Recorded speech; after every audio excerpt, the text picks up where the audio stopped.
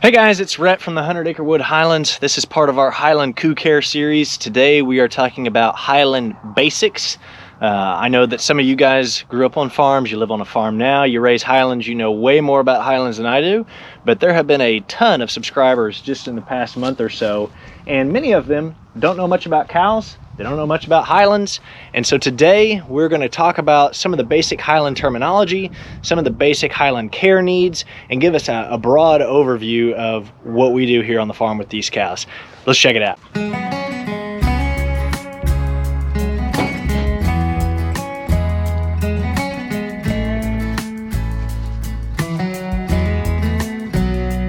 Hey, Emporia. Hey, Emporia. So these cows, they're called Scottish Highland cows, Highland cows, Highlanders, or just Highlands. And that's because they originate in Scotland. They're a very old and hardy breed. They're a heritage breed, and they're very recognizable by their long hair and their horns. One of the things that we get a lot of times on Facebook is misgendering any of these cows because of the horns. I posted a picture of Moose the other day, and I had a lot of people that said, "Oh, he's so beautiful," and she's a girl.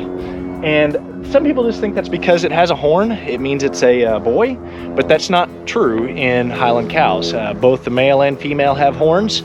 They are typically slightly different shaped. Emporia, hey girl. Yeah, Emporia is my gentle girl. She has a little bit different shaped horns than most of my other females. Most of the females' horns grow outwards and up, where the bulls tend to point forward and slightly down. So what do Highland cows eat? Primarily, they eat grass. Even if this grass is dead, Moose over here is just chowing down on some dead Bermuda grass.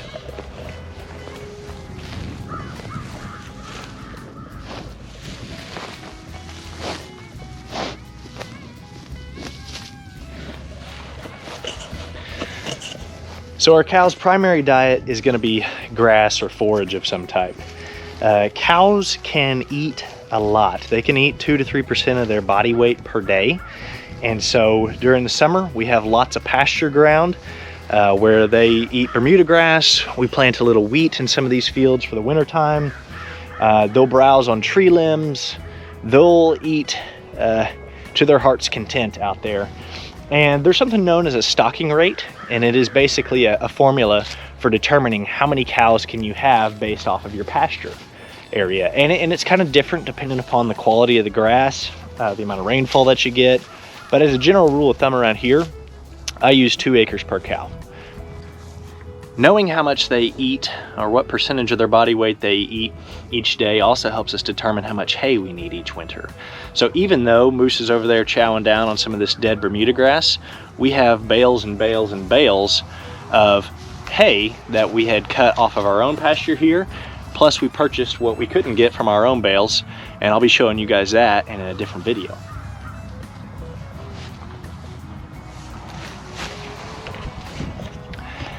In addition to the hay and the forage that they get from grazing, we also provide our cows with protein supplements. That's not an everyday thing. It would be a little bit heavier if we were raising one out for beef, or if we were raising one out for show. But right now, most of ours get hay in the winter, grass in the summer, with occasional protein supplements in the mix. Besides just hay and protein, they also need supplements like salt. They occasionally need wormed. But for the most part, they're fairly self-sufficient, especially during the summer. Besides just food, they need clean, fresh water.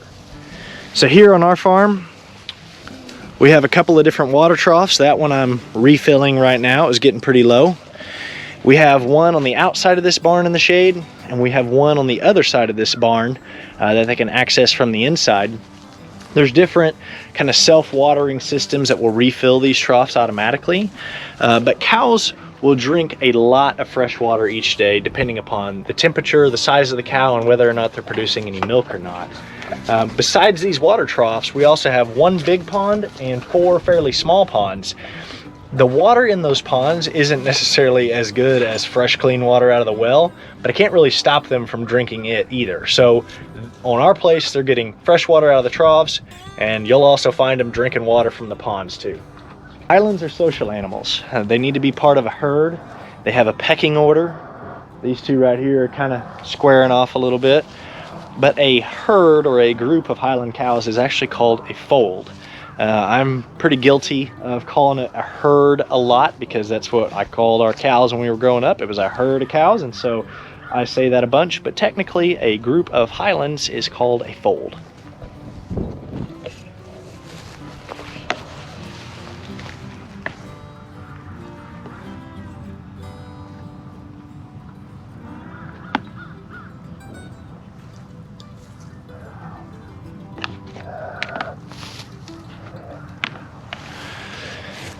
So let's talk about their horns. Back there where they're squaring off and hitting each other with the horns. Those horns can hurt if you get hit by them. I've been hit in the hand and the wrist a couple of times. I haven't really been hit that bad, but I have several friends who have. And so one of the questions we get a lot is, if their horns are dangerous, are there any natural polled? Or polled just means without horns, Highlands, or can you cut those horns off? A couple of things on that.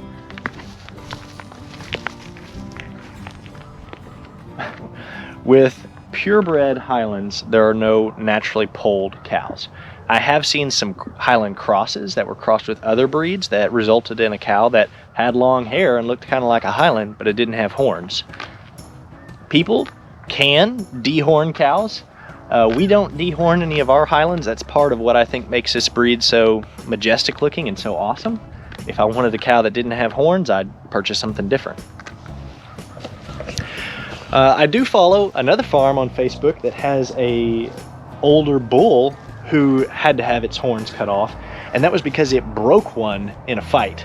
And so he looks kind of funny without his horns, but it can be done, but isn't normally done in the Highland world.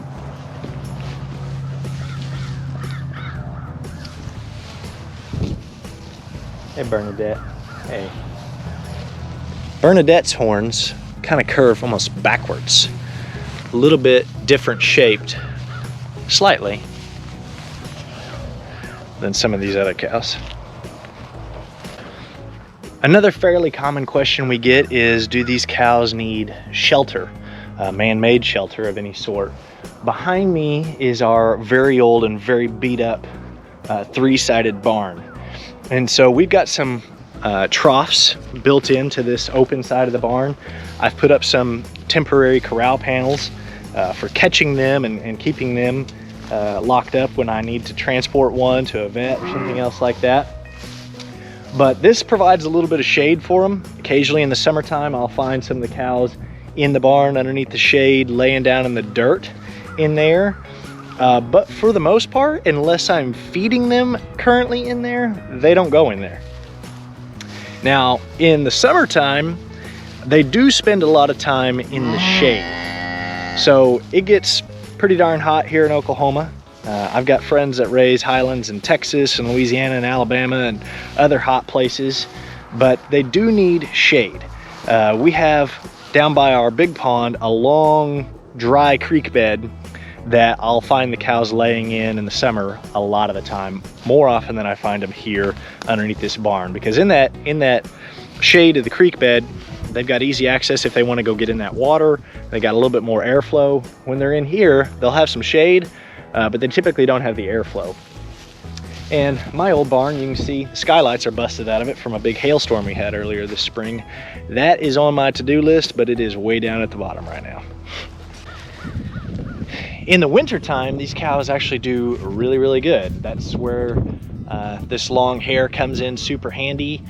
We had that massive Arctic blast last winter, and these cows did awesome at it. The only thing that was really a big concern for them was access to water, because the water troughs froze solid and the ice on the ponds was 5 or 6 inches thick, and that is not a normal occurrence for us. But that long shaggy hair kept them nice and warm and insulated, and they do really good in the cool temperatures.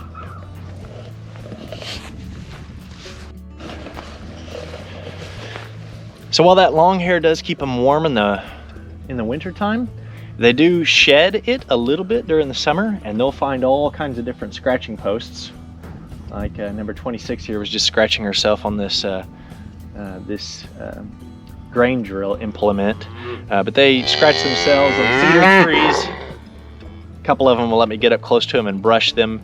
And I have found that some of my older cows tend to have less hair than some of my younger ones.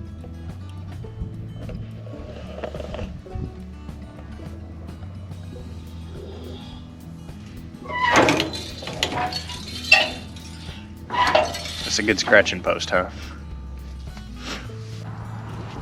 A couple of cow terms from birth until weaning age, which is usually about 6 months, we have a calf.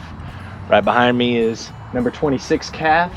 He's getting pretty close to weaning age. He's not quite there yet, but we call him a calf. If it's a male and he's been castrated, that's called a steer. Steer's primary purpose is typically for meat, but there are some people who keep steers as pets or companions to be with a bull in a bull pen, although most frequently they're going on to be beef. If a bull is left intact, its purpose is for breeding, for reproduction. So this past year we had 5 calves born in the spring. We only had 1 female. She was a white colored female, and for some reason she died about 3 days after she was born. So we were stuck with 4 bull calves. 1 went on to Adler Farms, and 1 we'll be keeping as a steer for ourselves in the future. And the other 2 I think we've identified homes for, but they're not quite old enough to go yet.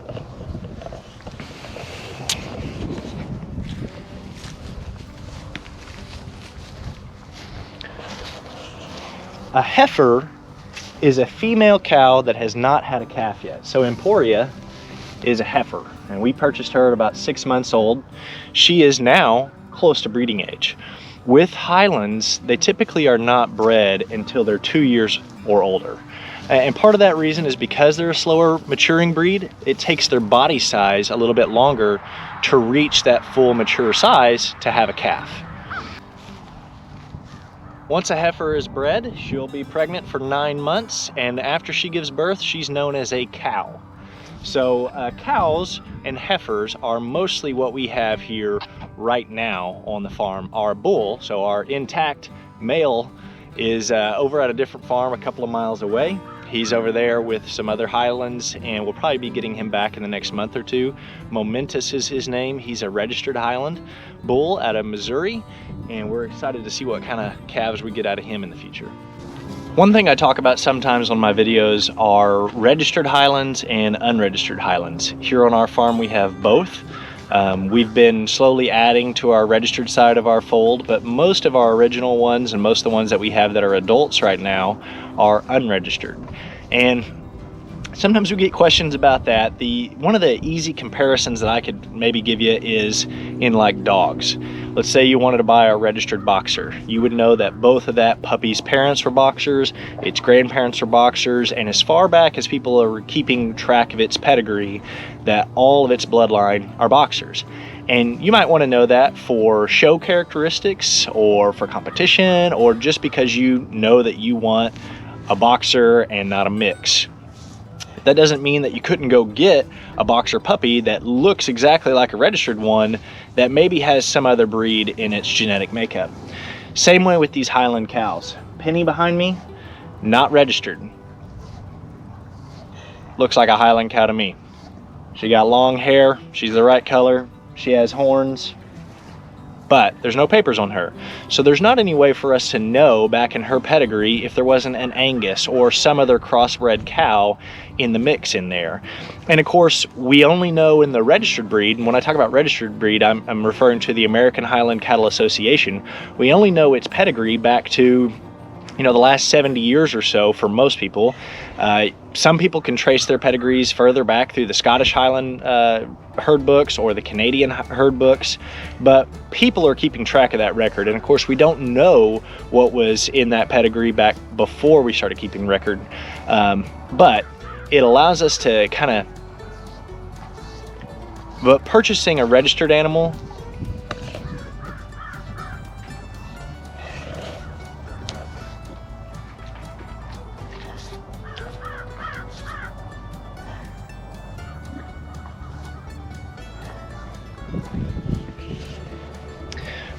But purchasing a registered animal lets us know its pedigree back for generations. And for us, the primary purpose of that is for future showing. I'd like to be able to raise some of our own animals and have Lucy show them in competition, or have our calves be sold to other people who want to raise them for show projects. And I like knowing which calves had which dam and which sire. Contrary to popular belief, Highland cows are not miniature. There's a ton of people out there in recent years who have started breeding Highlands down for smaller size, but there's not really a recognized miniature breed of Highlands in the world today. They've been bred with the gene for dwarfism. Sometimes they're pulled as bottle babies unnecessarily, and it's kind of caused a big area of scams where people are getting ripped off. There are definitely smaller Highlands. Behind me is Cinnamon. She is a lot smaller than some of my others, but I wouldn't exactly call her miniature. As far as other breeds go, Highlands are smaller. They're also slower maturing. They may take 3 years or more to really reach full size, but not exactly miniature. A full-grown cow can still weigh over 1,200 pounds or more, and some bulls may exceed 1,500 pounds or more. So they're definitely still going to be a very large animal when they're full-grown. Another pretty cool thing about Highlands is that they can live 20 years. It's a little bit longer than some other breeds, and they can potentially have 15 or more calves. I know a guy as part of our association who has a cow who's working on calf number 17 right now. So they can have a very long life and have a bunch of babies.